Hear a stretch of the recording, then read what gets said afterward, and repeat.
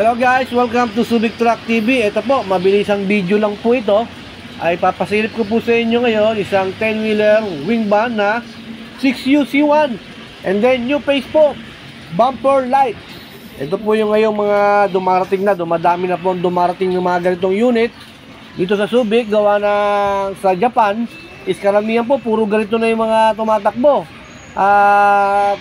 Halos marami na pong ganitong tumatakbo sa Japan. Kaya kayong mga hino ng mga bagong muka at saka super great. Ayan po, papasilip ko po sa inyo ha. 10-wheeler wing van, 6UC1 and then bumper light. Ayan po, at iikutan ko po ito. Papasilip ko po sa inyo. Available po ang stock na ito as of dealer po ha. Available daw po ito. Kaya po sa mga naghahanap po ng magandang unit, ito po, magandang muka. Talagang mapapawaw ka pag nakita mo sa personal. Ayan po, ikutin ko. Ito po, 10 stud po ito. New model po ng Isuzu po ito. Ito po yung huling lumabas ng Isuzu. Ayan po ang kanyang pangilalim. Panisip ko sa inyo, sariwang-sariwa po pangilalim. Kaya make sure na yung mahilig po sa mga as-is. Ito po, as is pa po ang pangilalim, as is pa po yung original paint pa rin po yung kanyang pintura. Kaya po maganda po, wala pa pong tinatago. And then airbag suspension lang po ito. Halos karamihan pong lumalabas na 6UC1 puro airbag po ha. Wala, birang-bira po yung may dumarating na molye po nito ha.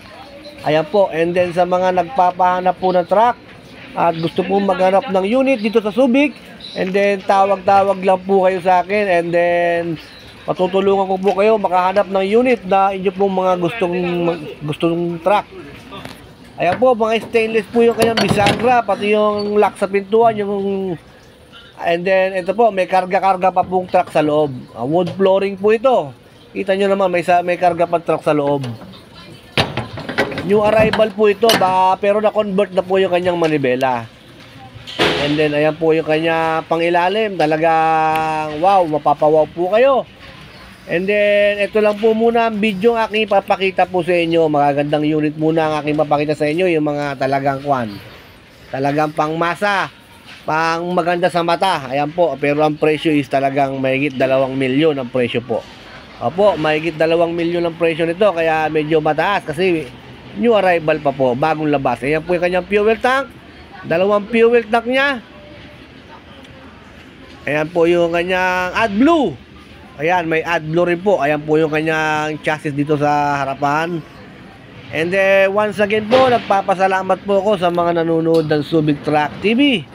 And then, once again po, muli po ako nagpapasalamat uli po sa inyo. Ayan po, isang 10-wheeler wing van na 6UC1. Engine, new face, bumper light. And then, sariwang-sariwa Ayan po, yung mga naghahanap po ng ganitong truck. Ayan po, and then maraming salamat po sa lahat sa inyo. Thank you very much po.